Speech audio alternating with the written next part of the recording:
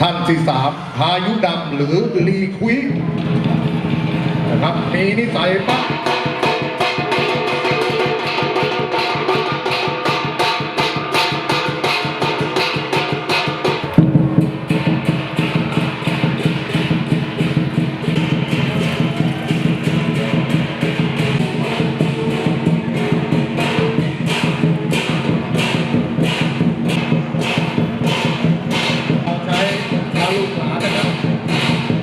แต่จริงนะครับ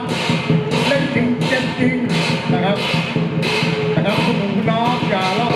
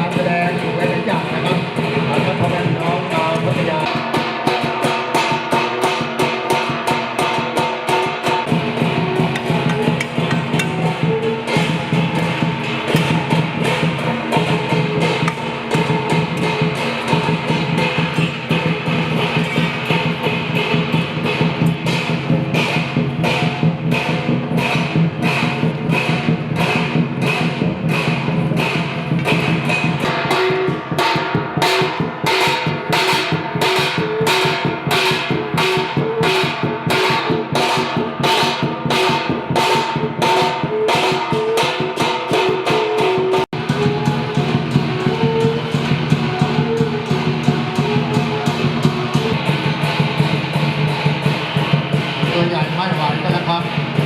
เพราะหนักมากหนัก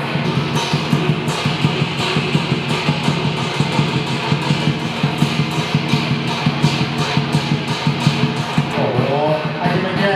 อะไรมากไอ้ตัวใหญ่ก็ดูคนละเม็ดของเรานะครับคนทางแพทย์สติปัญญาแต่คนการต่อสู้นะครับจะทำยังไงถึงจะชนะฮึบปั๊บฮึบวางแล้วอยากไปดูฝรั่งเฮ้ย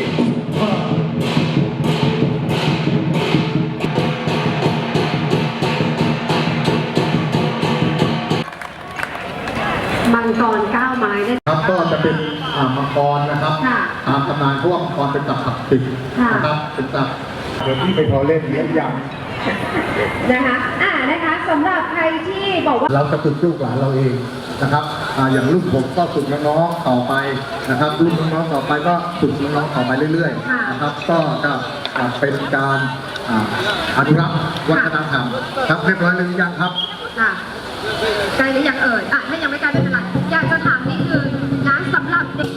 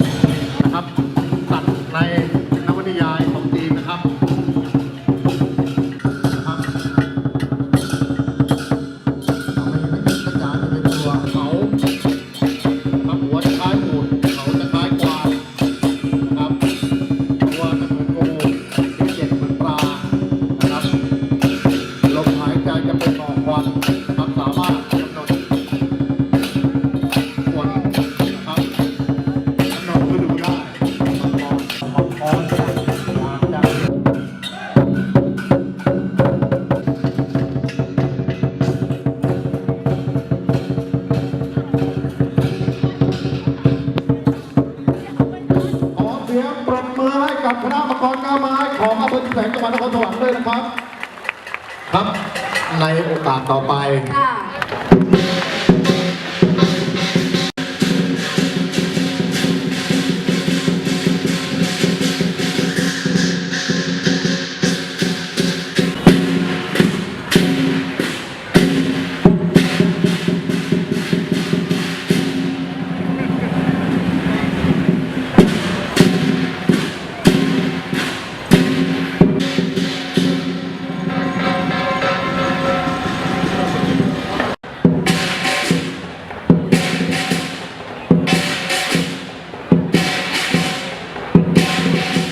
รายการเราว่าจะให้ขึ้นมาถ่ายทำนะครับเด็กคนนี้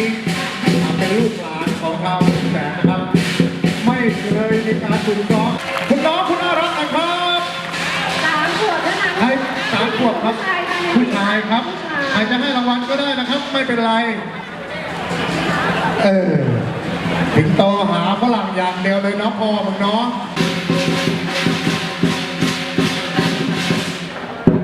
ส้มฉันจะกินแกได้หรือเปล่าหน่อย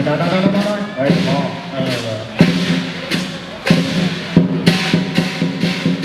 นี่เป็นท่าสิงโตสังเกตหน้าอะไรมารับอังเปาทางด้านนี้เลยค่ะทางด้านนี้ มารับอังเปาด้านนี้เลยเนาะพวกพยุมาแล้ว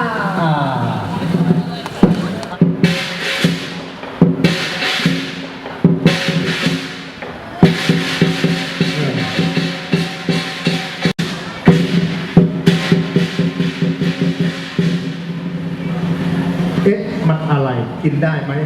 ดมดูก่อนอ๋อมันคล้ายๆนมอ๋อเปิดขวด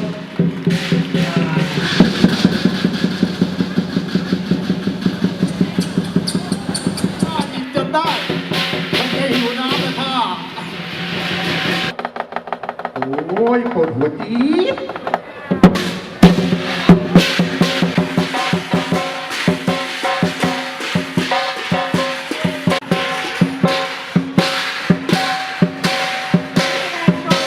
ผู้ปกครองนะครับ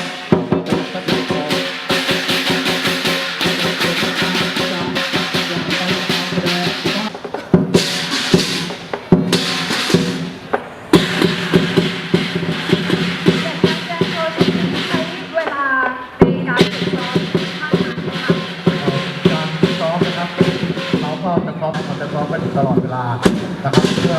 1การออกกำลังกายนะครับ2การความชำนาญ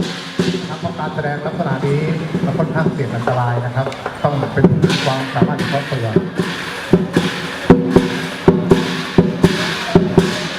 ครับการแสดงสิงโตมันจะมีหลายอย่างนะครับสิงโตปีนเสาสิงโตปีน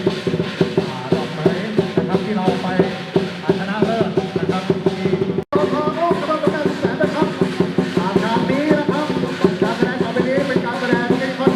เดี๋ยวนะครับผู้ที่เป็นโรคหัวใจโรคความดันควรใช้มือปิดตานะครับ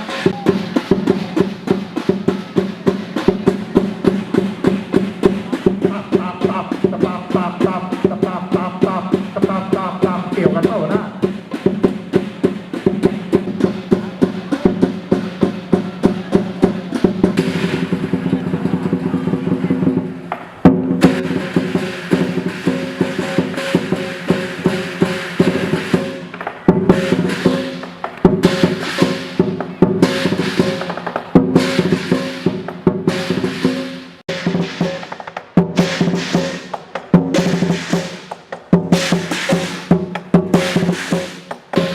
เล่นจริงถ้าล่วงจริงก็เจ็บจริงเพื่อนกับเขาแถวปรบมือด้วยครับ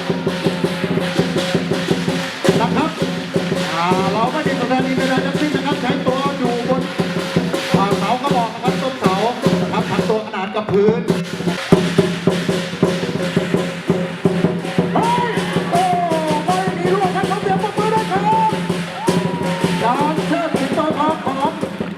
นะครับคณะสิงโตทองลูกกรรมการ100,000นะครับท่านี้ก็เป็นอีกท่าหนึ่งนะครับที่ค่อนข้างเสี่ยงอันตรายนะครับนะอย่าไปลอกเลียนแบบเป็นเด็ดขาดนะครับเป็นการใช้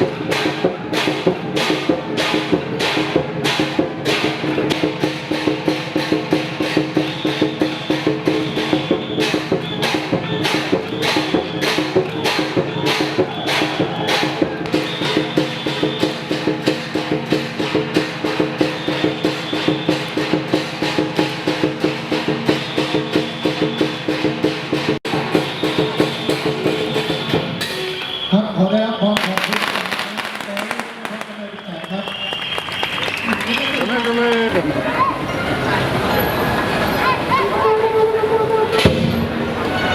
не то рядом Андрей, он включился, Андрей, как давай побежал. Ну я как форсаж.